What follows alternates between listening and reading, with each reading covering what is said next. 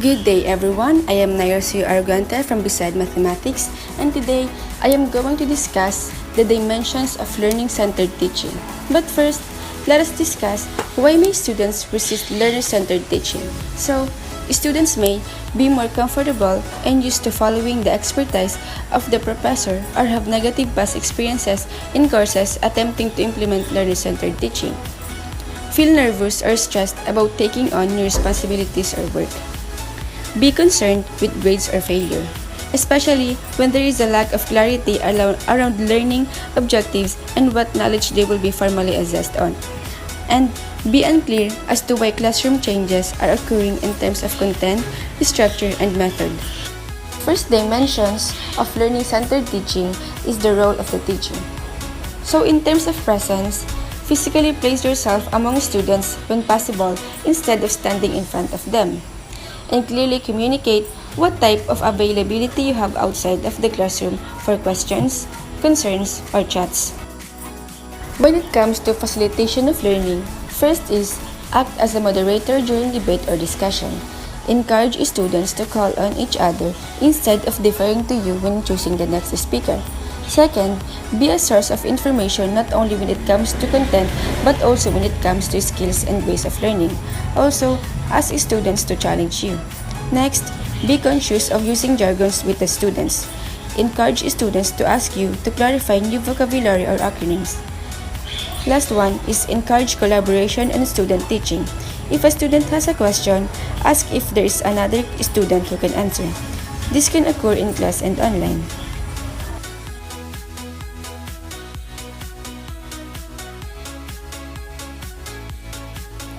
The following are the changes a teacher can implement to promote learner-centered teaching.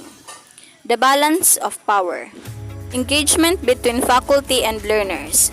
It is important for the teacher to build a wholesome relationship with his or her students in order for the learning to take place. Establish a trusting relationship and allow students to be critical of their learning methods and the content they are studying.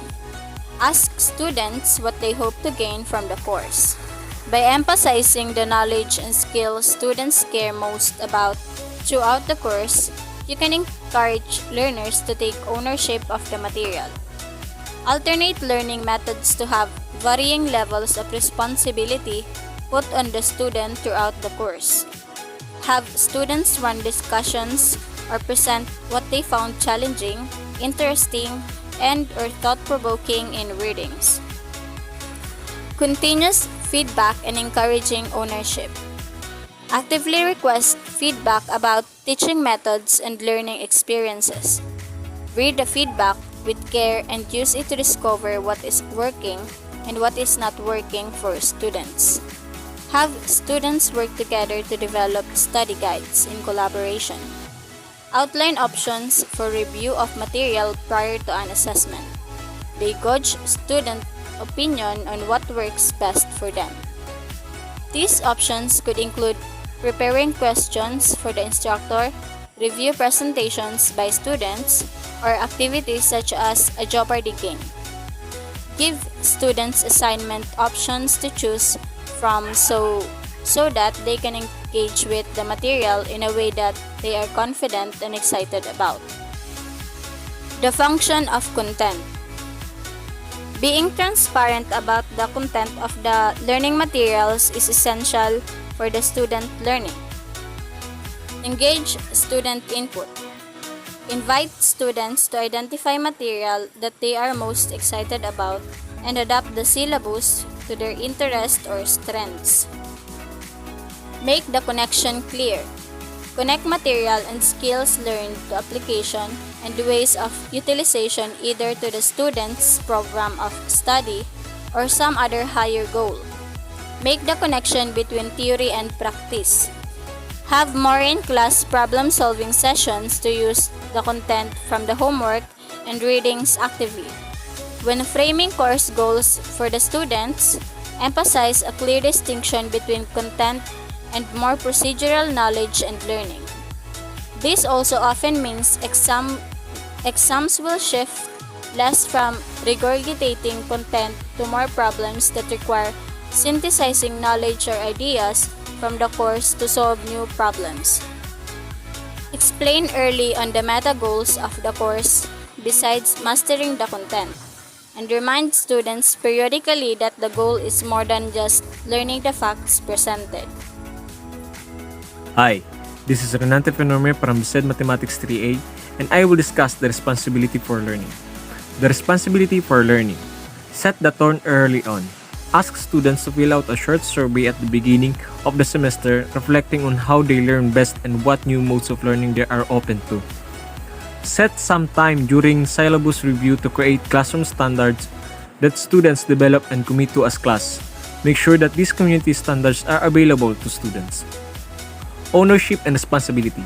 Allow students to become stakeholders in the course objectives whenever possible for soliciting input and feedback throughout the course on the syllabus, lessons, assignments, and evaluations. Having students to teach part of the material to their peers and present content, be it through leading discussion, presenting exercise, and etc. Get to know students. Why did they sign up for this class? What do they hope to learn for this semester? This can be done in class, office hours, or through email to help them take responsibility for their learning. The purpose and process of evaluation. Facilitate student success. Debrief assessment and exam. Talk through challenging sections, student experience, and what could be done differently. Reduces stress and anxiety associated with exam. Include students what would put their mind at ease and encourage success. Have regular low-stakes quizzes throughout the course that encourage students to stay engaged and assess their knowledge on ongoing. Communicate the purpose of these quizzes to the students. Have students mark up either other or sample assignment, for example essays, exam questions, or teacher, as either peer review or way of studying learning skills. Include students in evaluation process.